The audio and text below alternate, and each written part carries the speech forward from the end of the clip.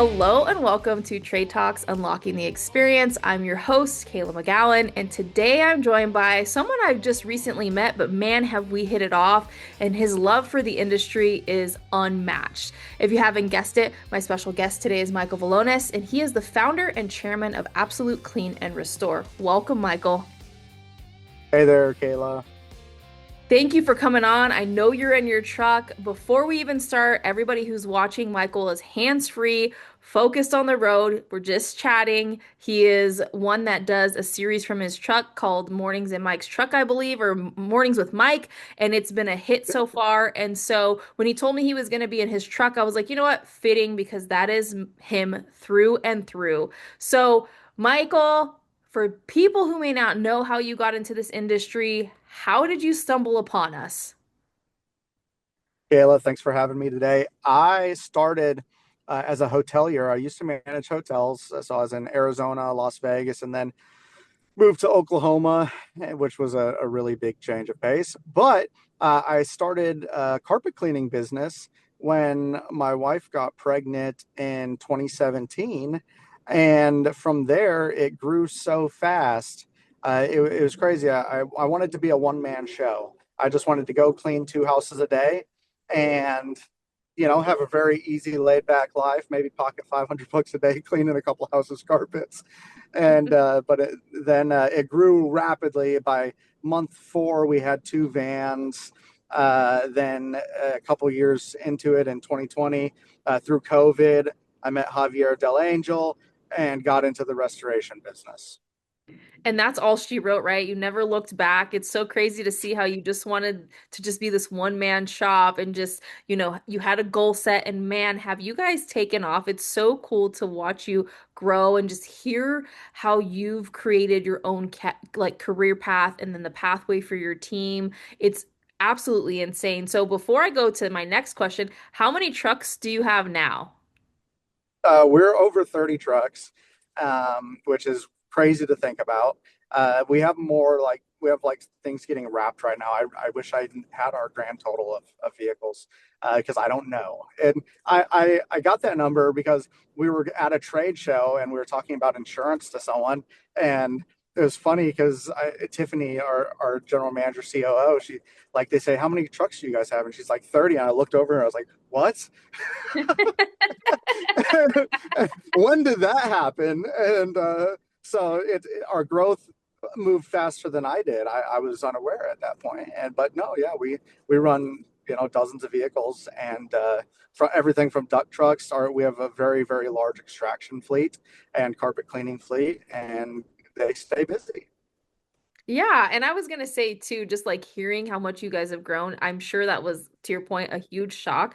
But that means you guys are doing something right, but you're still staying true to who you are and your mission. So for those who may be unfamiliar with who you guys are and where you're located and what you guys specialize in, can you kind of share? I know you mentioned you're in Oklahoma now, but what are you guys known for? Like, what's your specialty?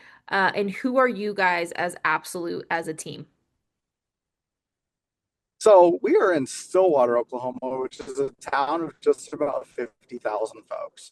So we're not in a big area and we don't work in like the bigger cities too much. I'll move on to that later, but we like to be the rural resource for restoration. We focus on large loss and catastrophe. Um, Actually, it was baptism by fire. One of our first floods was considered a catastrophe large loss, which is kind of funny because we had just started restoration in 2020, and then that big polar vortex comes in, and we're just hammered. And we learned really fast what not to do. And it was a great thing though. And then we started expanding our resources. But essentially, Absolute is a large scale cleaning and extraction company, but we also specialize in commercial during operation restoration, meaning we do not like to close businesses. We like to keep people moving forward while we're restoring the properties. We're an operational partner restoration company. So we like to keep people moving in the right direction while their property is getting restored. That is a great way to break it down. I'm so glad you said it that way because I think it's really important, especially when people are getting into the commercial world. They think they can just shut things down and they lose money every day that they're shut down. So, hearing you and your guys's approach to this is really refreshing because I think that's something that is often misunderstood when somebody makes that leap from from residential restoration to commercial.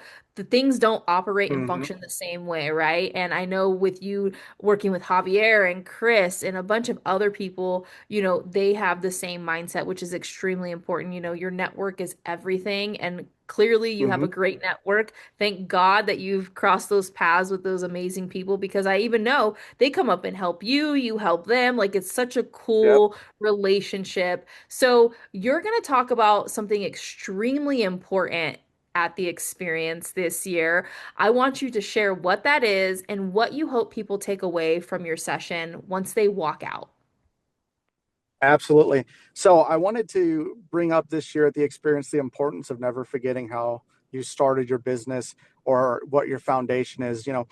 Though we've had great losses, we've had huge multi-million dollar projects, and we've scaled enormously, and our restoration business can be our bread and butter. We've never stopped cleaning carpet, and that's important to our customers, that's important to our community, is we've never stopped offering that foundational service, and it's still something we're growing, it's still something we are actively moving forward. We will never stop it. And I've said, like, why are we still cleaning carpet? And without having started there, we wouldn't be where we are today, for one. But for two, it keeps us in touch with our customers constantly. We're always with our customers, supporting them, seeing what's going on, and it keeps us in the door consistently. Whereas a lot of times, if you're just a disaster focused company, you're never visiting that customer but once every 10 years. You're not in their property. You're going to do the sales call thing, maybe drop off the donuts and say, what's up? But you're not generating revenue via that customer or via that client, and you're not transacting with them on a constant basis so they can see what a wonderful company you are to work with. So that is really what I want to talk about, is why it is important to never forget your roots.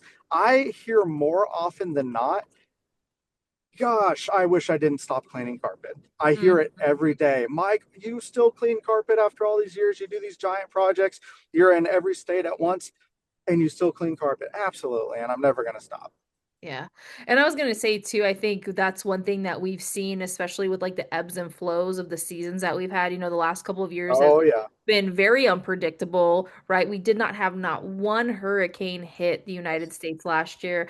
And how many people did that affect? But if they were still focusing on their foundation of what they built their business on, they still would have had Mhm. some revenue coming in. Their regular carpet cleaning customer could have had a flood, could have had a water break, could have had a pipe burst, could have had all these things, could have had a fire. And you could have Yep. had that additional work if you would have just kind of stayed to your roots. And, when we talked about this, I got so excited because just like you, I've heard so many people say, well, we stopped carpet cleaning, but we want to start it again. And it's like, well, why'd you ever stop, right? If that's what you Yep. founded your business on and that grew you to where you are, why would you let go of that? And I think it's so crucial because most times when you go see your customers, they may have not thought, oh, I have a leak, or, oh, hey, you know what? I do think I saw maybe a speck of mold, but I'm not really sure if that is mold or mildew or whatever.